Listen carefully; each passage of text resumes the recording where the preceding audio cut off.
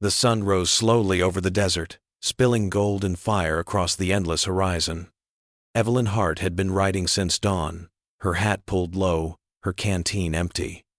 Dust clung to her boots, and her horse's flanks were streaked with sweat. She had seen miles of nothing, no trees, no rivers, just the whispering wind over sand and stone. She wasn't running from anyone anymore, but she wasn't chasing anything either. The West had a way of keeping you moving, even when your soul begged to rest. Still, something about this morning felt different. The silence was watching her. Up ahead, a small shape broke the stillness. A crooked church steeple, and a few shacks scattered around a lonely well.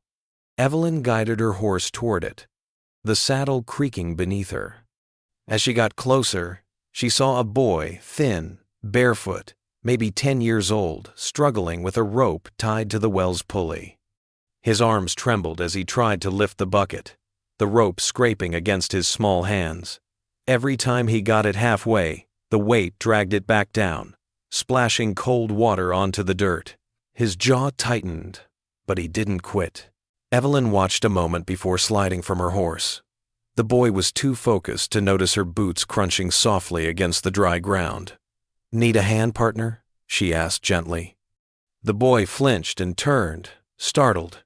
His face was streaked with dust, his eyes wary but proud. "No, ma'am," he said, breathless. "I can do it." Evelyn adjusted her hat and smiled faintly. "Don't doubt it, but I reckon it's easier with two." She stepped closer, her gloved hands taking hold of the rope beside his. Together, they pulled. The bucket rose steady this time, sloshing as sunlight hit the water. When it reached the top, the boy's eyes widened. Evelyn unhooked it and set it down gently. "There we go," she said, brushing her palms. "You got more grit than most men I know."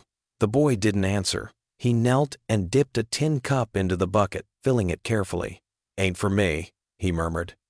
"It's for my pa." Evelyn's smile faded slightly.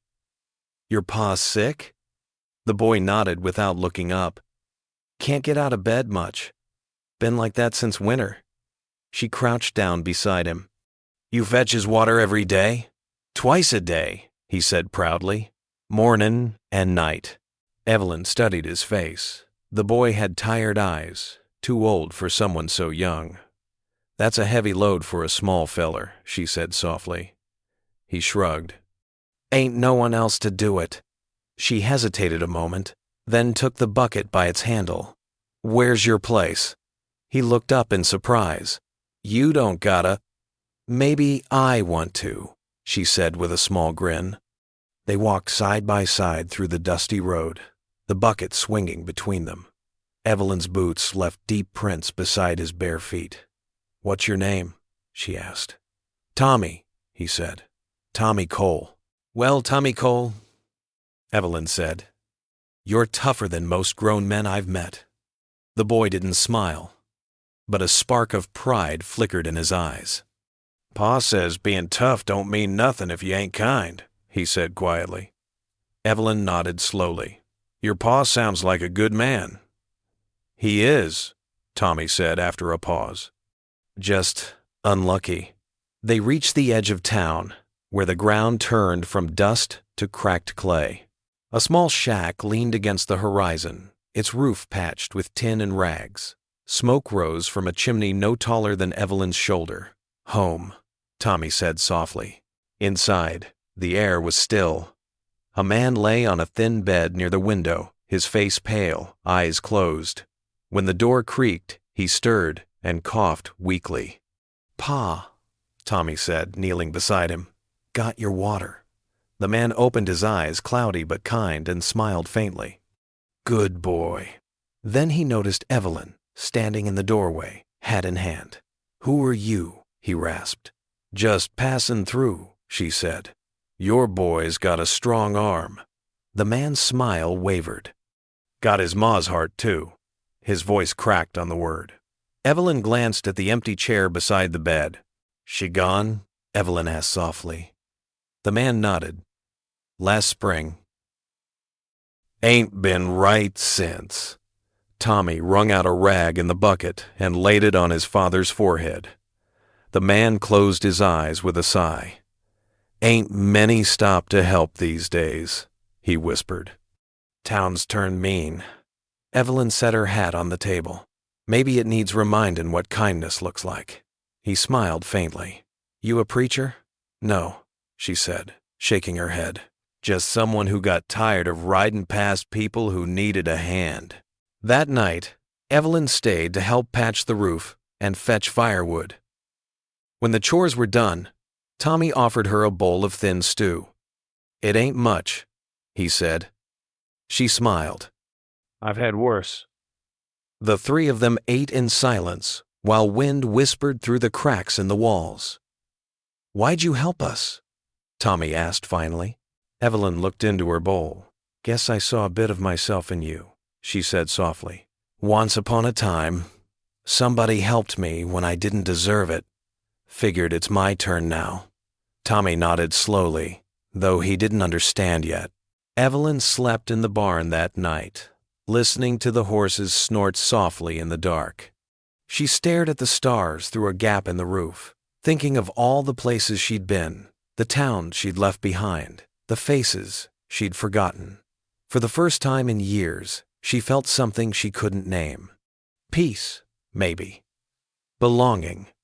She didn't know how long she'd stay, but the thought of leaving made her chest ache in a strange new way. Maybe just a few days, she whispered to herself. Just until they're back on their feet. But deep down, she already knew. Morning came early. Tommy was already at the well when Evelyn arrived, the sun barely up. You again? He said, smiling shyly. Reckon so, she said, taking the rope.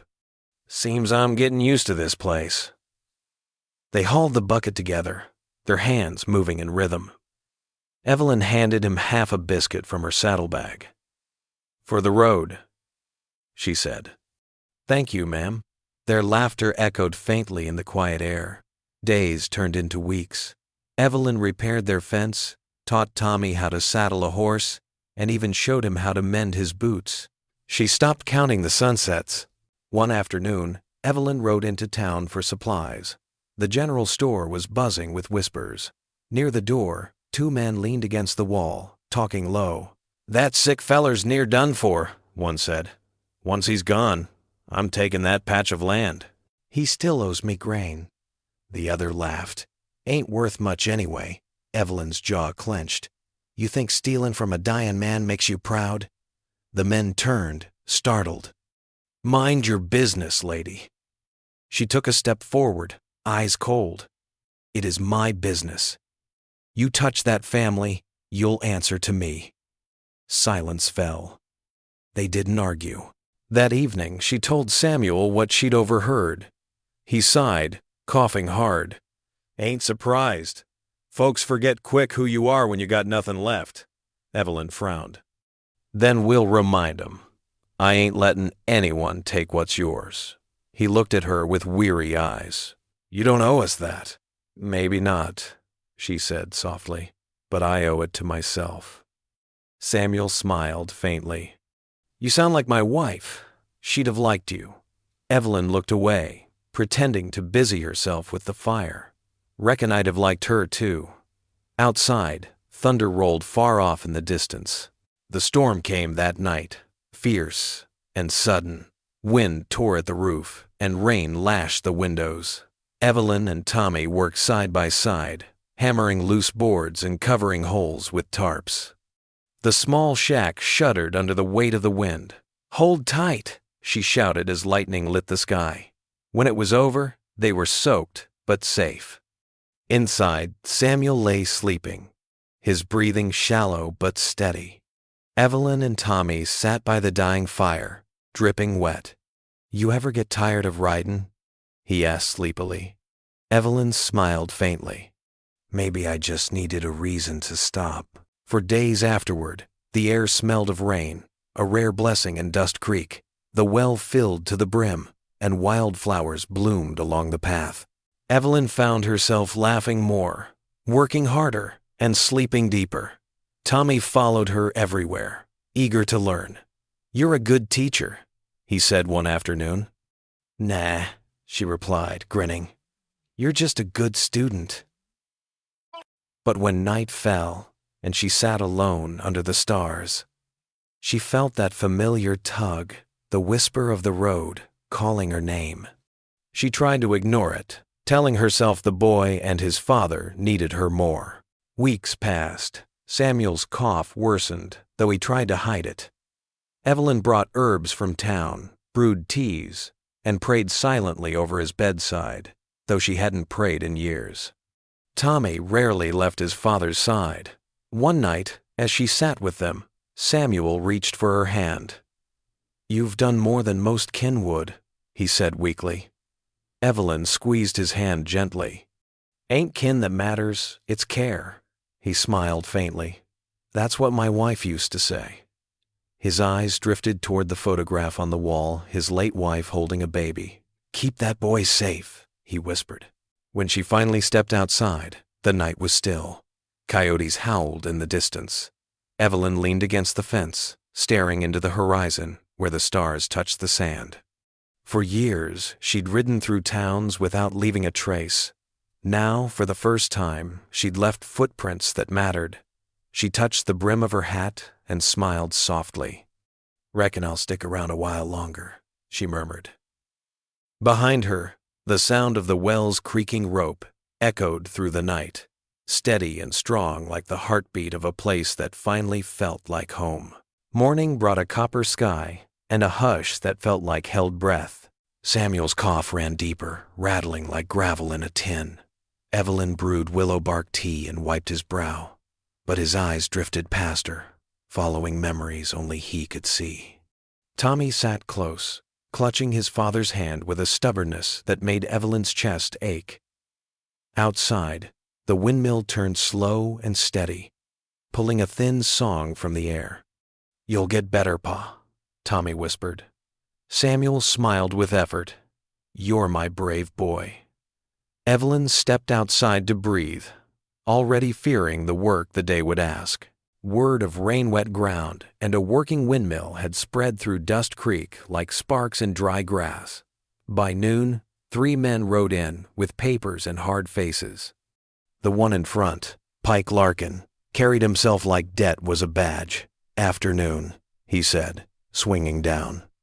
"We're here for back grain, interest, and that patch behind the shack." Evelyn rested a hand on the post, calm as a fence stone. "He's sick," she said. "You'll get nothing today." Pike smiled without warmth. "Sheriff's riding with a writ tomorrow. Some things can't wait." He tipped his hat as if manners absolved cruelty. Evelyn watched dust curl behind the riders, then went inside. She did not speak of threats. She spooned broth, cut kindling, mended a tear in Tommy's sleeve, and felt the path under her feet straighten, plain and hard. After sundown, she saddled her horse and rode to the marshal's outpost 2 towns over, lantern swinging from her horn. Stars drifted like ash above the black land. She arrived near midnight, boots ringing on the porch boards.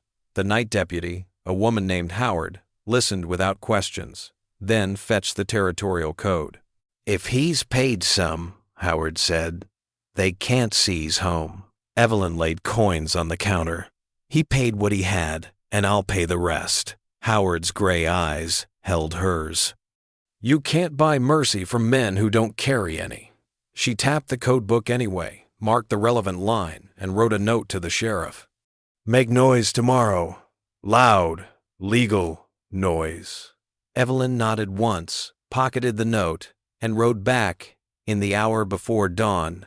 The desert smelled faintly of damp sage, a promise left behind by old rain. She arrived to find Tommy awake, eyes swollen. Samuel had taken a turn. "Stay," the boy begged. "Please." She stayed. She sat with Samuel as morning pressed its pale hand against the window. His breath fluttered like a trapped moth. He looked to Evelyn, then to Tommy, gathering strength from their faces. "Heart," he whispered. "You keep that boy safe." Evelyn squeezed his hand and bent close so he wouldn't waste breath. "I promise on my name, my horse, and whatever years I've got left." He nodded, a relieved child inside a failing frame. When the sun finally broke the horizon, Samuel's breathing eased like a rope given slack, then stilled altogether. The room went quiet as prayer. Tommy did not cry at first. He reached for the picture of his mother and set it on Samuel's chest, small hands careful as a surgeon. Evelyn folded the blanket to his chin, smoothed his hair, and closed his eyes with the gentleness reserve usually keeps from strangers. The boy's shoulders shook, and the sound that came out of him belonged to every child who ever learned the world doesn't bargain. Evelyn held him through it, rocking without words, listening as grief emptied him enough to breathe again. Outside, the wind shifted, and the well rope thumped against wood like a metronome. By afternoon, the sheriff arrived with Pike and 2 riders. Sheriff Caldwell had a tired face and a decent man's discomfort. He cleared his throat, holding Howard's note in one hand and Pike's writ in the other. "I'm sorry for your loss," he began. Pike cut in. "Condolences don't settle accounts. The land's mine by sundown." Evelyn stepped forward, hat low, voice level. "Code says you can't put a child out the day his last guardian dies." She handed Caldwell the marked line. He read. Pike blustered, then spat. "Law's soft." Caldwell folded the paper carefully. "Law's the only rope we've got." Pike tried another angle. "The windmill, then. I'll haul it now." Caldwell shook his head. "Fixtures stay until estate's settled." Pike pointed at Evelyn. "She ain't kin." Evelyn didn't blink.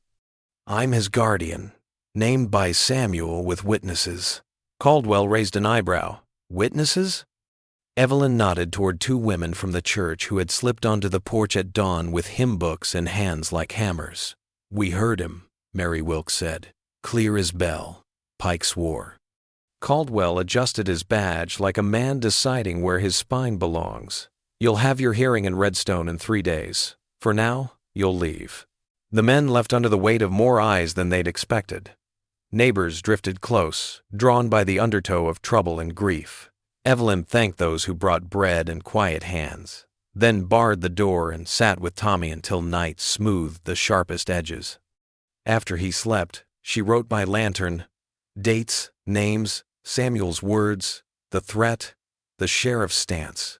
Paper was memory that couldn't be bullied. She tucked it under the photograph and stepped outside to breathe under the big, impartial sky. Coyotes called from the far hills. The windmill answered with a slow, patient turning. They buried Samuel at first light on a hill that caught the day early and let it go late. The preacher said simple words. The wind said the rest. Tommy set a small wooden horse on the mound. Evelyn pressed a river stone she'd carried since a kinder season. After, the town fed them like people do when there's nothing else left to try. Caldwell stopped by with paperwork and awkward kindness. "Court in Redstone," he reminded. "Bring your notes." Evelyn nodded. "We'll be there." She packed bread, Samuel's wedding picture, the church women's statements, and her promise, folded and iron hard. Redstone was 3 hours by wagon, the road rutted by old storms and newer wagons. Evelyn drove while Tommy sat silent, hat brim low. Town swelled around them, brick fronts, tin roofs, people in hurry. In the courthouse, air smelled of ink and sweat. Pike's lawyer polished words like boots. He called debt a virtue and mercy a weakness. Evelyn stood when called, hat in her hands, voice steady as fence posts. She told the room about a boy at a well, a sick man who kept paying what he could, a town that forgot, and a promise she meant to keep. Mary Wilkes and the other witness spoke plainly, remembering Samuel's exact words, the hour, the way his hand searched the air for Evelyn's. Caldwell admitted his writ and the code's clause. The judge, a woman with a teacher's stillness, listened like a banked fire. Pike tried to argue that land was land and boys were trouble, but the room had already moved somewhere he couldn't follow. In the end, the judge ruled like a door closing softly. Temporary guardianship to Evelyn Hart, estate protected until inventory, debts frozen, child housed. Pike slammed his hat and stormed out. Relief came quiet. Back in Dust Creek, work met them at the gate, with its sleeves rolled. Sorrow had emptied some rooms. Labor began to fill them. Evelyn and Tommy cleaned, sorted, mended. The windmill sang. Neighbors left flour and fence staples without signatures. Caldwell swung by on Saturdays to make sure the paperwork kept its shape. Nights were the hardest. Grief makes itself big in dark corners, but the house learned new sounds. The scratch of a lesson pencil, the click of checker pieces, the small laugh when Scout the dog from next door discovered he belonged to them now. Evelyn wrote to the territorial school, had a desk delivered, and coaxed letters from Tommy one steady afternoon at a time. When math soured his temper, they saddled the horse and rode fence until anger shook loose under hooves. She taught him to read the weather in a line of anthills, the well in the wingbeat of swallows, and kindness in the way you close a gate you didn't open. He grew into chores like a shirt let out at the seams. Some evenings he would nod off on the porch, a book fallen like a leaf from his hand. Pike tested the edges twice that summer, once with a hired hand measuring from the wrong survey stake, once with a wagon accidentally blocking the well path. Each time, Caldwell arrived faster than anyone expected, from a tired sheriff. The second time, Mary Wilkes stood in the road with 3 neighbors and a broom held like a rifle. "We're decent people," she said, voice all gravel. "Act like it." The wagon found reverse. After that, trouble circled but didn't land. Men who admired hunger more than work learned to admire quiet fences, and the woman who kept them mended. Autumn came with a cool hand and a forgiveness smell. Evelyn and Tommy harvested what they dared: plant beans, squash, hope, and stacked wood, until the fence looked like a chorus line of split cedar. On Sundays, they rode to the small church where the windows wore dust and the hymns wore work boots. Tommy learned to shake hands, to tie a tie, to say thank you before please. Evelyn learned how to sit still in a pew without thinking about the door. Sometimes she caught herself smiling for no reason, same as the windmill turned when there was barely any wind at all. Winter pressed its forehead to the glass and breathed long. Pipes creaked. The stovepipe ticked. Evelyn taught Tommy stew recipes, measured in handfuls, not cups. They mapped the night sky on paper bags and named the stray cats that refused to admit residency. When fever burned low in the town, they left baskets on porches after dark. Spring lifted the corner of the cold and tucked green into the yard like a note under a plate. Evelyn stood on the hill where Samuel lay, hat in hand, and told him about a boy who now laughed as much as he worked. The probate hearing came when the cottonwoods budded bright as limes. The judge reviewed the ledger, Samuel's payments, Evelyn's receipts, the code, the deeds. Pike's lawyer tried for one last grab, claiming unsuitable home. The judge asked Tommy to read a line from a school book and to explain the windmill. He did both, with the clear voice of a boy who sleeps without fear. Guardianship became permanent. The deed remained in Samuel's name with Evelyn as trustee until Tommy's majority. Outside, Pike glared as if anger could unwrite ink. Evelyn tipped her hat, not in mockery, but in conclusion. They celebrated with cornbread and jam that tasted like sunlight caught in glass. Neighbors crowded the yard with fiddles and pie. Caldwell danced once, badly, then laughed at himself with relief. Mary cried in the kitchen, because good news always drags the old bad out by its hair. Tommy fell asleep on the porch step, cheek against the dog. Evelyn sat beside the stove, with her boots off, and felt, for the first time, the absence of a rope around her chest. Night came soft. The well rope thumped in a rhythm that sounded like thank you spoken in wood. Years softened hard edges without erasing them. The shack became a house, straightened and squared.